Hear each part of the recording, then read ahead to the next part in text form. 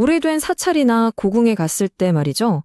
그 아름다움에 감탄하면서도 와, 이 복잡한 구조는 대체 어떻게 만든 걸까? 하고 궁금했던 적 다들 한 번쯤은 있으시죠?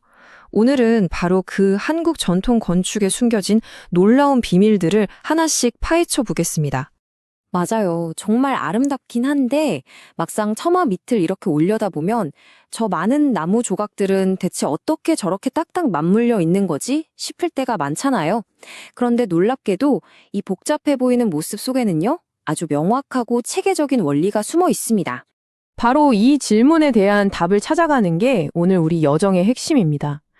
그리고 아마 놀라실 텐데요. 그 첫 번째 단서는 건물이 아니라 건물이 서 있는 바로 그 땅에서부터 시작됩니다. 자, 그럼 본격적으로 시작해 볼까요? 첫 번째 비밀은 바로 자연과의 조화입니다. 한국 건축은요, 자연을 억지로 바꾸거나 거스르지 않고 있는 그대로의 지형을 존중하는 데서 모든 것이 출발하거든요. 한국 전통 건축의 첫 번째 특징은 억지로 맞추지 않는다는 거예요. 서양식 정원처럼 칼로 자른 듯한 완벽한 대칭, 거의 찾아볼 수 없죠. 대신에 산의 능선이나 계곡의 흐름, 그 자연 지형을 그대로 살려서 건물을 안칩니다. 이게 바로 비대칭성이고요. 그렇다고 무질서한 건 아니에요. 그 안에서도 가장 중요한 건물은 가장 높고 중심적인 자리에 배치해서 그 중요성을 드러내죠. 이건 위계성입니다. 마지막으로 문이나 마루 같은 장치를 통해서 안과 밖의 경계를 슬쩍 허물어서요, 자연스럽게 공간이 이어지게 만들어요. 이걸 연속성이라고 부릅니다. 자, 이 화엄사 배치도를 한번 보세요. 정말 흥미로운 점이 건물들이 네모 반듯한 격자 안에 갇혀있지가 않다는 겁니다. 마치 산자락의 건물이 점점이 흩뿌려진 것처럼 자연스럽죠. 이게 바로 지형에 순응하는 비대칭성의 아름다움을 아주 잘 보여주는 대표적인 예라고 할 수 있습니다. 자, 이제 땅을 고르고 건물을 어떻게 배치할지 큰 그림을 그렸으니 드디어 집을 지을 차례입니다.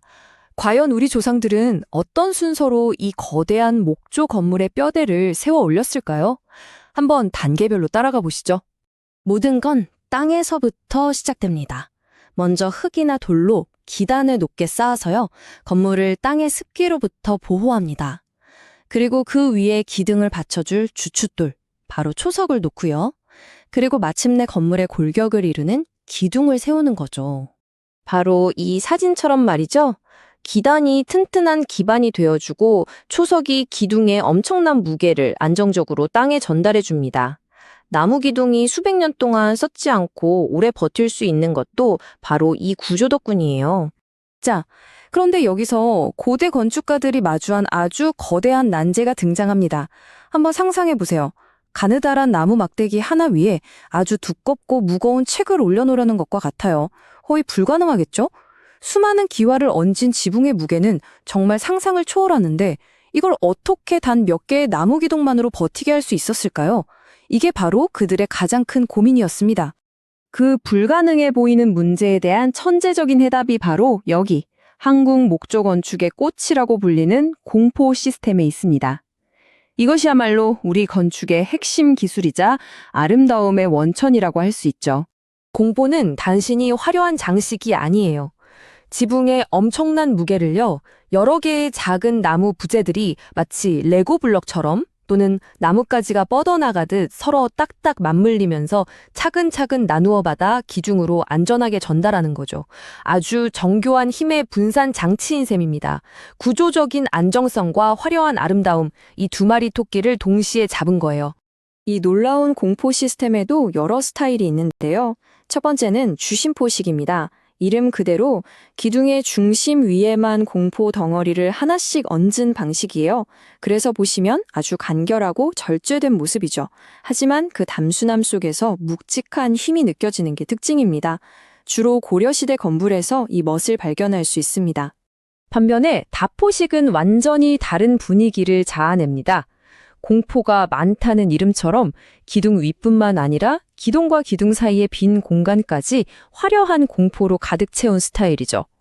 훨씬 더 웅장하고 장식적인 느낌이 들죠. 당연히 지붕을 받치는 지점들이 많아지니까 구조적으로도 더 안정적이어서 주로 나라의 권위를 상징하는 궁궐이나 중요한 사찰 건물에 사용됐습니다.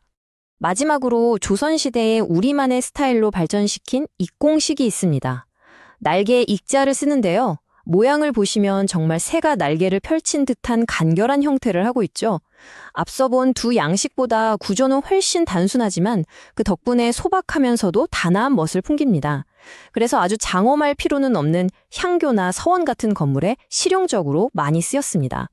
자, 이렇게 주심포, 다포, 익공이라는 건축의 핵심 문법을 배웠으니까요. 이제 시야를 좀 더 넓혀서 이런 양식들이 역사 속에서 어떻게 변해왔는지 시간여행을 한번 떠나보겠습니다. 건축 양식은 그 시대의 정신을 담고 있거든요. 삼국시대의 불교의 영향으로 건축 기술의 기틀이 마련되었고요. 고려시대에는 우리가 방금 본 힘있고 간결한 주심포 양식이 주류를 이뤘습니다.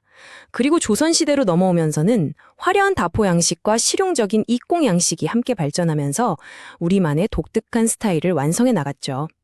잠시 후에 실제 건물들을 통해 그 차이를 직접 확인해 보시죠. 먼저 삼국시대로 가보겠습니다. 이건 신라시대의 분황사 모전석탑인데요. 정말 흥미로운 점은 이게 나무가 아니라 돌로 만들어졌는데 마치 목탑처럼 보이게 디자인했다는 겁니다. 이 시대부터 이미 상당한 수준의 건축 기술과 미적 감각을 가지고 있었음을 짐작할 수 있는 부분이죠.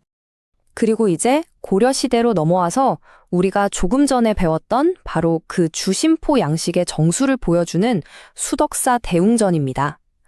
수백 년의 세월을 견뎌낸 저 기둥과 공포에 단순하지만 굳건한 힘이 느껴지시나요? 이건 그냥 오래된 건물이 아니라 그 시대를 오롯이 담고 있는 살아있는 역사 그 자체입니다. 자, 이제 마지막으로요. 이 오래된 건물들의 현대의 지속 가능한 디자인 원리와도 통하는 아주 놀라운 과학적 지혜가 담겨 있다는 점을 살펴보겠습니다. 한옥은 그 자체가 하나의 거대한 자연 에어컨이자 히터라고 할 수 있어요. 여름엔 해가 높이 뜨니까 깊은 처마가 그 뜨거운 직사광선을 막아주고요. 햇볕을 받은 마당과 그늘진 대청마루의 온도 차이가 시원한 바람을 만들어냅니다. 반대로 해가 낮게 뜨는 겨울에는요, 햇살이 집안 깊숙이 들어와서 온돌방을 따뜻하게 데워주는 거죠. 이 장면 하나가 모든 걸 말해주죠. 처마 끝으로 부드럽게 걸러진 빛이 마당을 비추고 기둥 사이로 시원한 바람이 드나드는 모습. 이건 자연의 순리를 거스르지 않고 오히려 그 힘을 아주 영리하게 이용해서 가장 쾌적한 환경을 만들어낸 우리 선조들의 지혜를 그대로 보여줍니다. 결국 오늘 우리가 함께 살펴본 한국 전통 건축은 단순히 과거의 유물이 아닙니다. 자연의 흐름에 순응하는 배치 철학, 거대한 무게를 지혜롭게 분산시키는 구조의 과학, 그리고 계절의 변화까지 끌어안는 지속 가능성의 미학까지 이 모든 것이 담긴 지혜의 결정체죠.